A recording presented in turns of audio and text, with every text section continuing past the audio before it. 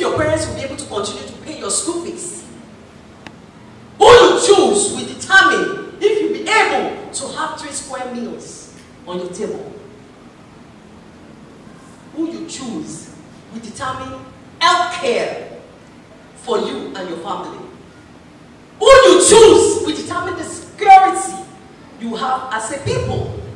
When we begin to look at this that way, you will not move with emotions, you will not move with the flow of the people. You yourself will individually investigate and not let anybody talk you. That's your vote. You go there and say, this is my life. I have the power to are well able to choose a better person more than what we already have. That is the power we have to choose our leaders. Leadership is for the people. So think about it very well. Leadership is by the people. Then number 3 is leadership is for the people. When you go in there, any leader we are looking for, we must look for a leader that we already know the antecedent of this person is for the people. I remember when I began to assemble my team concerning us getting ready to run for this race. 1 or 2 of the people didn't really understand my personality or the sort of people I am. And that is because of what they have been saying about leadership. Immediately they wanted to turn it into a class thing. I laughed. If we go out, then Mama can't go there. Mama can't talk to these people. I said, will you people stop that nonsense? You see? You see, you people don't even understand leadership and why you have even come for us to work together. The people you are telling me not to work, to talk to, are they not the ones I want to go and talk to that I want to come and serve? They will turn it into a class thing. That is why most of the leaders that go in there, they don't know the truth about what is happening to the ordinary man. It is what the people that surrounds them tell them. So they live in a different world. They don't know if you are experiencing NEPA failure. That is why they will be telling you when they make press conference that everything is going well, that the economy has increased, it has improved, that everything is just fine.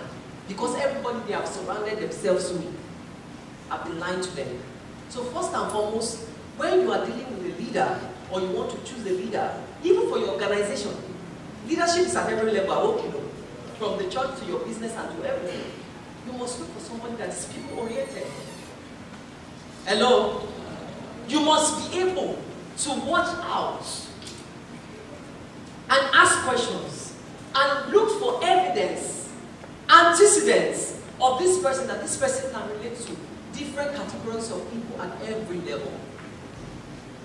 You know? And by the time, but thank God my team, 80% of them really understood me, and the ones that did not quickly caught on. Hello? So leadership is for the people. Then, leadership must be sacrificial. Leadership must be sacrificial. Why do you want to have leaders that are telling you to sacrifice? Let us reduce the money of fuel, when they are not even increasing what you have to have as a nation. Even to pay 30,000 minimum wage, they are still fighting about it now. Meanwhile, if you look at, read their own salary, benefits, and what they are looting, they are not ready to sacrifice. So before you choose a leader at any level, you must watch out for that person's life. Is this sort of leader ready to sacrifice? Will this leader put our interest at heart? Will this leader put a lot of things? God will help us in this nation. There are a whole lot of things, a lot of stuff happening out there. You will see our, what they call it now, is it the budgets,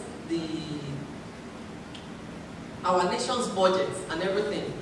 And when you begin to read the budgets and what is due to everybody, you will see that you saw something like the president's head per year is being cut for, is it 1 billion? One ridiculous amounts like that. and they are asking you people to sacrifice. You are the ones that should sacrifice, though. They are not willing to sacrifice. So we should look out for sacrificial leaders. And you see, oftentimes I have a problem with church folks. We lecture about this thing so much, but when it is time to make the right choices, we'll go with what everybody else is saying and not allow the Holy Spirit to lead us to make the right choices for what will affect our lives for the next 4 to 8 years. That is very, very crucial. That is very, very crucial. And one of the major problems that Nigeria has, and I'm still having a my conversation with the Lord is a continuous one in this area, continuous conversation. So maybe in the next 4 years, I will have a full understanding of what he's trying to say. So, like I said, the problems that we have concerning Nigeria. And when I decided to run for election, the Lord told me, he said, when you go into that terrain, talk nothing. Only talk about what I've taught you, what you noticed, what you found out. Talk only about poverty, because everything I've taught you to do, everything I've taught you to know, everything that you have discovered out there is the level of poverty that Nigeria is in. And I got my team and we did our manifesto around on how to solve, poverty. So if you ask me about what sort of vision, must we have for Nigeria, first and foremost, what we need for Nigeria is basic amenities. To work, just basic amenities. If over 70% of a nation, how many are we in Nigeria that over 70% of the whole nation, we are living, we are not the poverty capital of the world. I hope everybody knows that. Poverty capital. Nigeria is now the poverty capital of the world.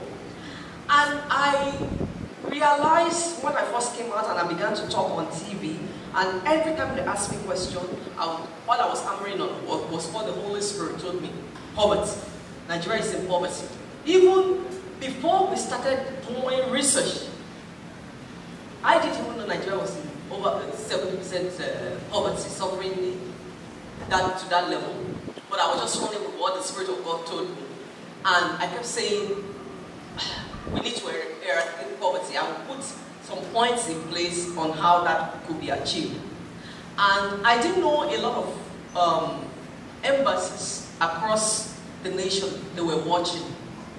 And they began to invite me, the ambassadors began to invite me for meetings in different embassies. The first one that called me was British embassy, and they wanted me to meet with their deputy ambassador, and they were like, what got them interested in me was, they've been, they are interested, all these people, all these international communities, once you say you want to run for the office, they are all looking, they are watching, and they invite anyone that they think makes sense. So they invited me, and they told me that what got them when they were interviewing me, that was the only person in the terrain that was talking about the issue of community service and poverty. And they said everything that I said was just a point, and they did some major interview with me right there in their UK residence office, and a couple of other embassies also invited me, and it was also for the same reason they were inviting me. And incidentally, excuse me, you understand what I'm trying to say?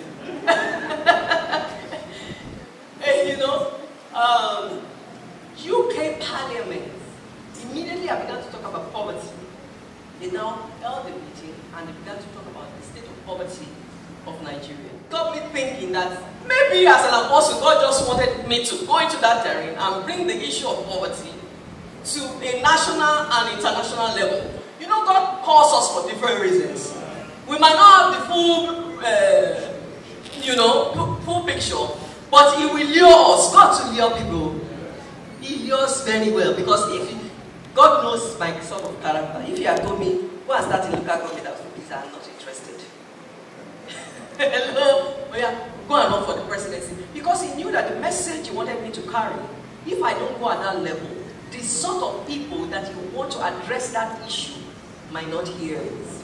Because I've now realized that as soon as it's permitted for me to step down, every other aspirant they're not talking out there, it's about poverty.